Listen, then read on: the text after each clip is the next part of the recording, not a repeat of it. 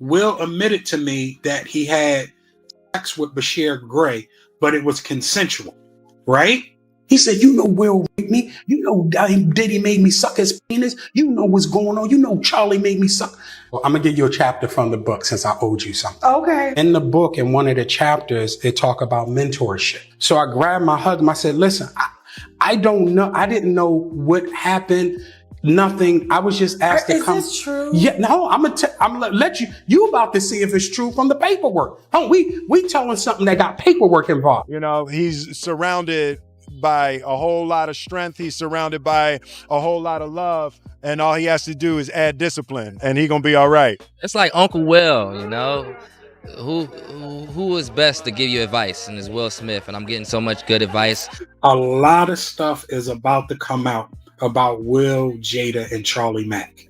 It is going to be unbelievable. They're both bisexual. They do weird things in their house, and young men have left their house screaming to get away from them in their mentorship. Meek Mills, Brashier Gray, left that house screaming. August the only one that stayed, and I guess he was really sick. He needed a dog. It's no secret in Hollywood that Jada hates me because I have a strong relationship with Will and I do my own thing. Why don't she hate Dwayne? I can't answer that question. Why don't she hate Dwayne Martin? Well, she's gonna love anybody that treats her like she's a god, right? When you're a narcissist and a sociopath like she is, and I'll get into that. You know, but when you lose your man card, that's the only thing I can think of. You lose your damn man card. What is that? What do you mean by that? You give up your ability, your right to being a man. A man don't take it, a man gives it. So when you give up that man card, you don't get that back. Are you saying what I think you're saying? No, I'm saying what I'm saying. You don't get that back. You come into this world as a man one time. You give up that right for anything, for fear of being hurt, fear of somebody doing something, for wanting to gain something. When you give up that man card right, you lose some spiritual energy that has always been pushing through. Like if a woman gives up her womanly right, but when you give up your manhood, I've never seen somebody recover from it. That was all the people that went to the puffy parties. That was all the people that did all those things thinking that there was never going to be a consequence for what they were doing.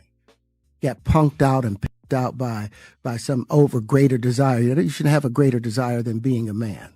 So why is this name suddenly back in the conversation? Because the person the internet keeps circling back to is Bilal, someone who claims he was once closely connected to Will Smith's inner circle years ago. And Bilal isn't making vague hints or slippery insinuations. He's making some of the most extreme accusations you can make about a major Hollywood figure. According to him, Will Smith allegedly used his access, status, and influence to draw certain young men closer under the guise of mentorship and opportunity, only to later cross boundaries that many online now describe as predatory behavior. These claims alone would have been enough to ignite controversy, but Bilal goes even further, attempting to link those allegations to the later public unraveling of Bryshere Gray, arguing that what allegedly happened behind the scenes may explain why Bryshere's life appeared to spiral afterward, including his eventual presence in explicit online content. That connection, whether real or speculative, is exactly why this story door to Dwayne's dressing room, and that's when I see Dwayne and having anal sex with Will. Let me process that for a second. There was a couch and Will was bent over on the couch and Dwayne was standing up on him. Murder. It was murder in there. refuses to die every time it resurfaces. As if that weren't already explosive, Bilal claims that once he began speaking publicly, the response from Will's camp was immediate and aggressive. According to him, Jada Pinkett Smith was furious and Brashier allegedly came down fast. He frames the situation as escalating beyond online drama into something far more serious, involving threats, intimidation attempts, and the beginnings of legal conflict.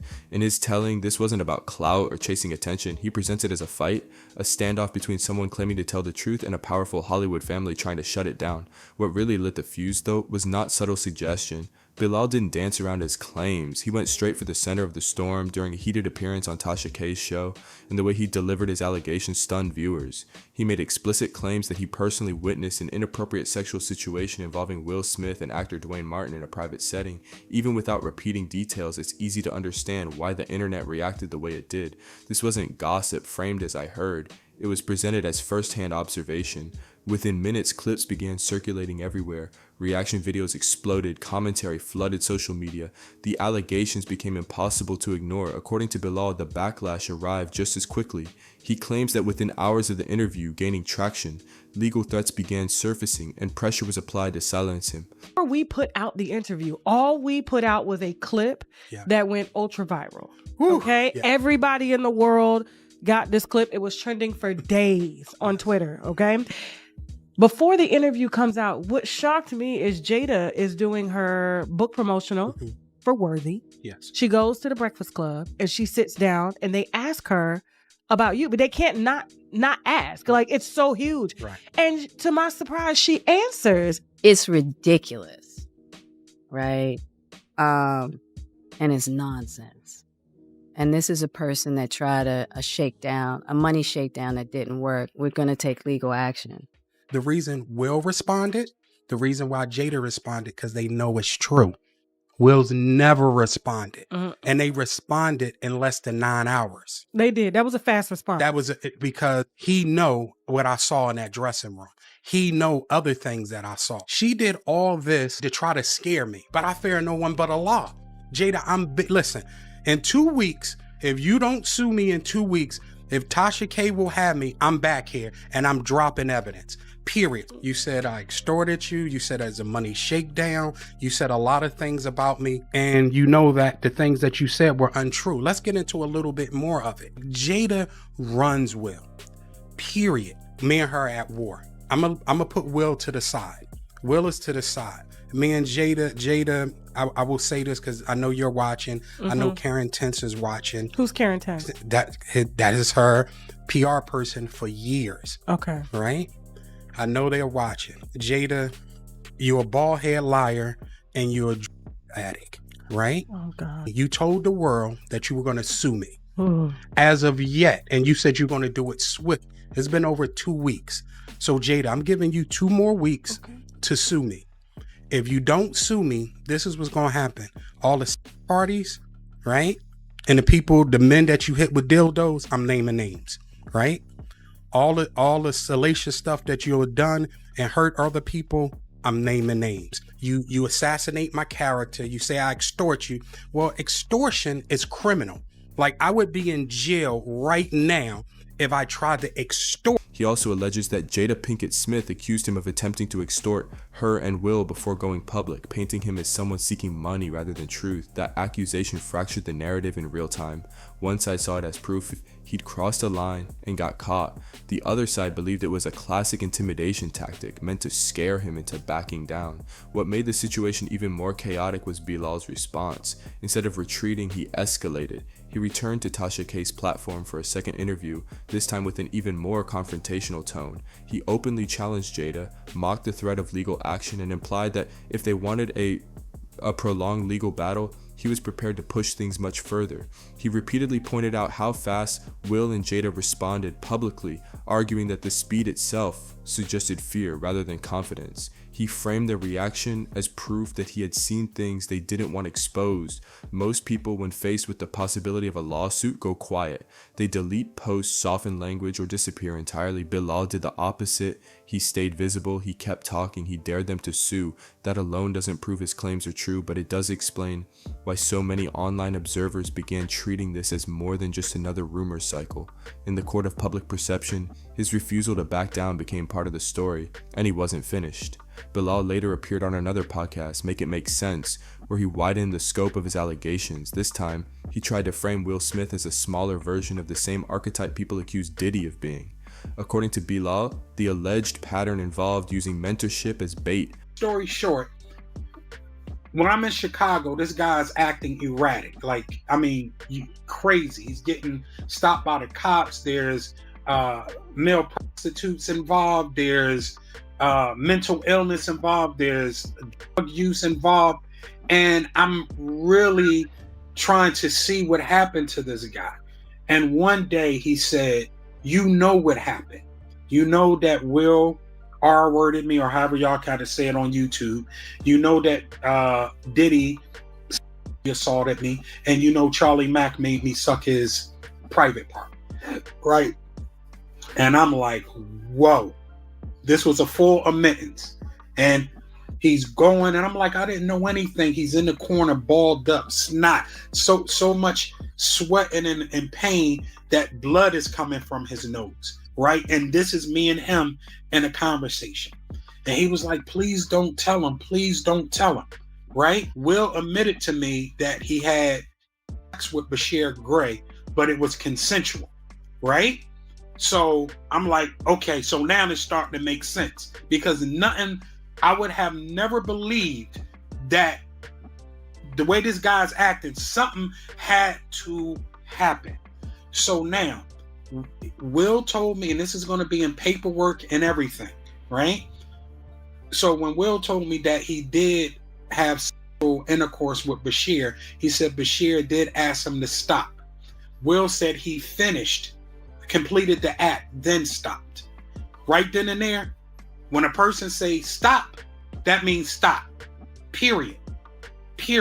So I do believe that Will Smith assaulted Brashier Gray. Charlie Mack and Will gets a lawyer for Brashier, and they try to get me under NDA. I tell Will, I'm not signing. I don't even have an NDA with you. How am I getting an NDA with him? You understand what I'm saying? So I hire a lawyer, right? Mm-hmm. When I hire the lawyer, he comes back and say, listen, this is the best I can do. He said, I'm going to have y'all do a mutual NDA, meaning that Brashier can't tell people that you know that Will and Diddy actually assaulted him. And I want to say the R word, but I know we're on YouTube. Then you can't say nothing about him. So I said, okay, well, as long as he stopped telling people that I know what Will and Diddy did to him. You understand what I'm saying? Period. That was the problem. So there's legal paperwork, and it's all going to be, and you got to follow this case.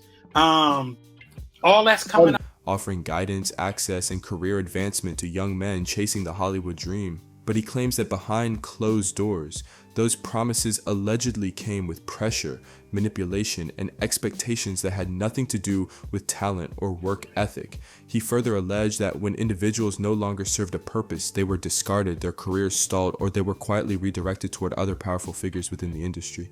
And he wasn't finished. Bilal later appeared on another podcast, Make It Make Sense, where he widened the scope of his allegations. This time, he tried to frame Will Smith as a smaller version of the same archetype people accused Diddy of being.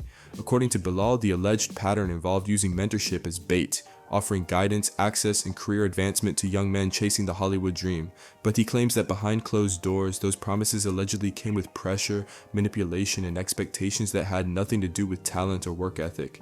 He further alleged that when individuals no longer served a purpose, they were discarded, their careers stalled, or they were quietly redirected toward other powerful figures within the industry. Again, these are his claims, not proven facts, but they landed hard because they echoed a narrative many people already believe exists in Hollywood, a pipeline where power, silence, and exploitation intersect. Bilal then escalated even further by claiming that Will Smith allegedly admitted to wrongdoing involving Bryshere Gray and suggested that documentation exists to support serious misconduct allegations. He described moments where Brashier appeared mentally unstable, erratic, and deeply traumatized, claiming that Brashier confided in him about abuse involving multiple powerful figures.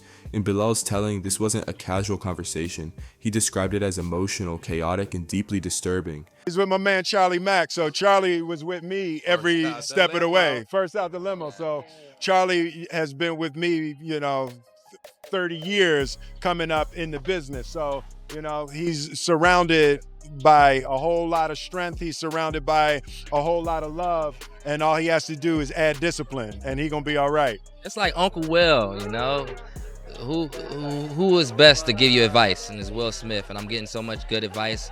I got my first acting role, Empire, and it's changing my life. And it's like I'm listening, from the greatest, and it's like making me someone unraveling under the weight of experiences they couldn't process or escape, begging him not to repeat what was said. Whether true or false, that final layer pushed the story into extremely dark territory. It tied together allegations of exploitation, mental health collapse, power imbalance, and silence, themes that have become disturbingly familiar in modern Hollywood scandals. And that's why this story refuses to stay buried. Not because of proof, but because it fits a pattern the public no longer dismisses as impossible. At this point, what's unfolding isn't just about one man or one set of allegations, it's about how power responds when challenged, how narratives split instantly into belief and denial, and how silence, speed, and intimidation can sometimes raise more questions than answers ever could. Alright, here's a clean, structured rewrite, expanded and clarified, non-graphic, clearly framed as allegations, and ending with a call to action. I've tightened the chaos without softening the intensity, and I've removed explicit descriptions while preserving the meaning and stakes. Bilal's most explosive claim comes down to one central assertion. Brashier Gray, one of the stars of the hit show Empire. Tonight we're seeing hours of new video from his July arrest that ended with his wife flagging down police and telling them the actor had assaulted her for hours inside their Goodyear home. The bizarre jailhouse interview lasting for 2 hours as they try to piece together a chaotic He says Will Smith privately admitted to having an intimate encounter with Bryshere Gray, and that while Will allegedly described it as consensual, the details Bilal relays raise serious red flags. According to Bilal, Will told him that Brashier asked for the encounter to stop, yet Will allegedly continued before ending it.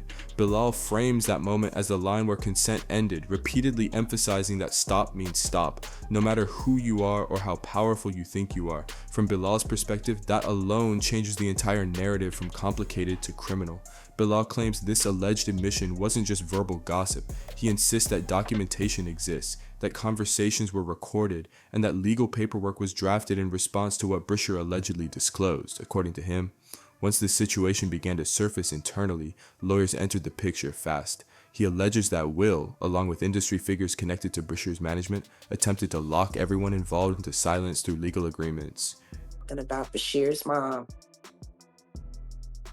I'ma kick you in your pussy and then I'ma go to work North Philly style. Kill. And Charlie, you happy now? He's a gay star. Are you happy now, Andy? For a book that didn't sell? I hope that new husband of yours leaves you.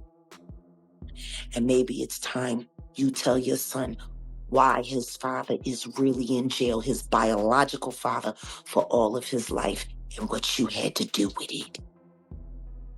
You can see that came to me and begged me for my help. I told her to get the away from Charlie. I did everything that I could do to get Brashier, to help her get Brashier out of California into Chicago safe, to be ready for filming.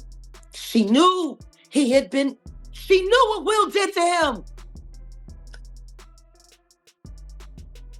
But because of Charlie, see? And Charlie had promised her all kinds of things. And all she had to do was pretend to be a broken down single mom who worked her way up through the ghetto and raised a superstar for television, when the truth is she wasn't nothing but a drug dealer's whore. That's all she ever was. She went from dealer to drug dealer, and then she snitched on whoever she needed to snitch on until she could get to the bigger bag, until she got with Larry Lair, my friend who raised Brashier in $1 million home. Your whole book is lies, Andy. And I hope anybody that bought it asks for a refund and demands it comes out of your pocket every time they see your son's gay porn. Bilal says he was pressured to sign a non-disclosure agreement, not even on his own behalf, but tied to Brashier, something he says made no sense legally or ethically. He claims he refused outright. Trying to slut him out so he'll feel too embarrassed to file his lawsuit against Diddy for what Will and Diddy did to him. With Jaden and Justin present, that tape exists.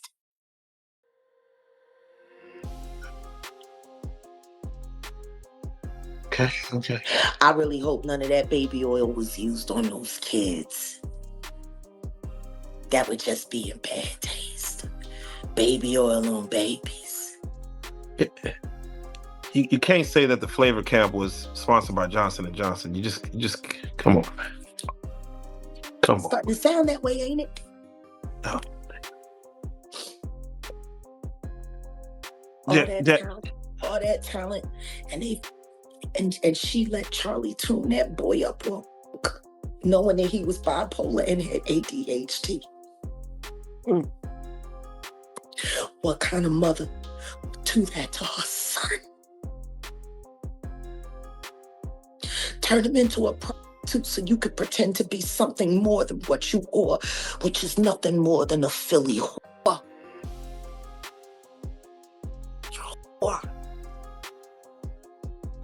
You're a big old and they're making your son out to be, that's for sure. Because he didn't have no choice. You was down by all.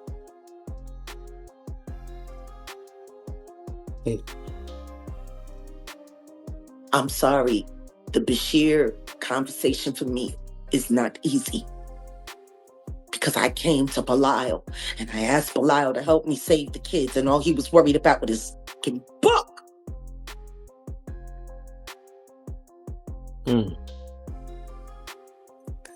Oh, yeah, no, definitely. Don't nobody care about these kids. Don't nobody care about these kids. At that point, Bilal says he hired his own attorney. According to him, what came back was a proposal for a mutual NDA, essentially a legal muzzle for everyone involved. In his telling, the agreement would prevent Brashier from speaking publicly about what he alleged happened with Will or Diddy, while also preventing Bilal from discussing anything Brashier had told him. Bilal says he only agreed in principle because he wanted the public speculation to stop, not because he believed silence was justice. He maintains that paperwork exists and that it will eventually surface through the legal channels. Whether that documentation ever appears publicly is still an open question, but the moment someone starts claiming legal records exist, the conversation shifts from rumor to scrutiny. That's why this hit like a bomb online. Brashier Gray's name has been tied to speculation for years, long before Bilal ever spoke. His career trajectory, his personal struggles, and his public unraveling have been endlessly dissected, often unfairly. But Bilal's allegations poured fuel on an already burning fire. Long-standing rumors about Brashier being pulled into powerful circles under the promise of mentorship suddenly had a new narrator. The story being pushed online claims that when Brashier was fresh off the success of Empire, he was seen as the perfect candidate for high-level guidance from industry giants like Will Smith and Diddy, access that looked like a fast track to the next level. The narrative goes even further. Because he was like, Charlie Mack is not going to be able to be there because him and Charlie had something else going on. I arrived in Chicago for Empire. It's a damn mess. It's no other way to put it. This dude is going. Online discussions allege that Brashier's former manager Charlie Mack played a role in facilitating those connections, and that Brashier's mother Andrea may have been aware of or even approved that mentorship arrangement. From the outside, the people argue it looked like an opportunity of a lifetime. Two of the most powerful names in entertainment offering guidance across both music and acting. Old interviews are pulled up as evidence, and with viewers pointing out, Brashier's optimism. That your husband was doing things to boys and did stuff to your son, and you ain't do shit about it. Bilal told me everything. They're good friend who. Bilal told me. Jada. He told me that you knew Will was f***ing your child. Yes, he did. Wonder why he left that out of his Tasha K interview. Yeah, in that interview, he said a lot. He said everything but the thing that was important. That he know that Will Smith, Jaden, he went Brashier and his belief that he was finally being positioned for a long-term success. But then comes this shift. The same people pushing that mentorship narrative also point to Brashier's later struggles, substance issues, erratic behavior, legal troubles, and eventually appearing in explicit online content, and frame it as the aftermath, a before and after story. Promise followed by collapse. That framing is where things get dangerous, because once the internet decides a storyline makes sense, Every painful moment in someone's life gets treated like confirmation instead of tragedy. This is where Jaguar Wright enters and throws gasoline on the entire situation. She rejects the mentorship framing entirely. According to her, what's being described wasn't guidance at all. It was exploitation dressed up as opportunity. She claims that mentorship is the word people use to make deeply inappropriate dynamics sound respectable. Jaguar has repeatedly alleged that Bryshere's life began to unravel after those industry connections. Secret in Hollywood that Jada hates me because I have a strong relationship with Will and I do my own thing. Why don't she hate Dwayne? I can't answer that question. Why don't she hate Dwayne Martin? Well, she's gonna love anybody that treats her like she's a god. Right? When you're a narcissist and a sociopath like she is, and I'll get into that, you want to be worse. She points directly to his later arrests and legal issues as evidence that something went very wrong very fast. In 2020 and again in 2022, Bryshere made headlines for serious incidents involving police and domestic situations. When his mugshot circulated online, the public reaction was brutal. People compared his appearance to his Empire days and treated the difference like proof of a fall from grace. Comment sections did what they always do. They turned it into entertainment. Jaguar, however, framed it as fallout. She claimed Bryshere was deeply traumatized and that people in power knew exactly why. Jaguar went further, alleging that Bryshere's mother and former management weren't just aware of these connections, but actively facilitated them. She claims she warned Andrea to pull Bryshere away from certain figures, and that those warnings were ignored because promises were made. Promises of money, fame, and long-term security. These are not proven facts, but they spread rapidly because they transform the story from bad decisions into someone handed him over. She also claims that after Cassie's lawsuit against Diddy blew the doors open, Bryshere allegedly began speaking to the lawyers about potential legal action of his own, possibly involving both Will and Diddy, but ultimately backed away out of fear. Jaguar frames that fear as intimidation, suggesting Bryshere was warned to stay quiet for his own safety. Again, no public evidence has confirmed this, but the allegation alone kept the conversation alive. Then come the most controversial rumors. Claims of secret recordings involving multiple high-profile names. Jaguar presents these as things she's heard or seen, but this is where the story firmly enters rumor territory. The internet repeats these claims endlessly despite no verification, because they fit the larger narrative people already believe about Hollywood's hidden power structures. At the center of all this remains Bilal. He insists that Bryshere confided in him directly, describing abuse, fear, and coercion involving powerful figures. Bilal frames it not as friendship or experimentation, but as misconduct and control. Those are his claims, and that's why this story keeps spreading like wildfire. Once those words enter the public space, every rumor starts getting treated like evidence.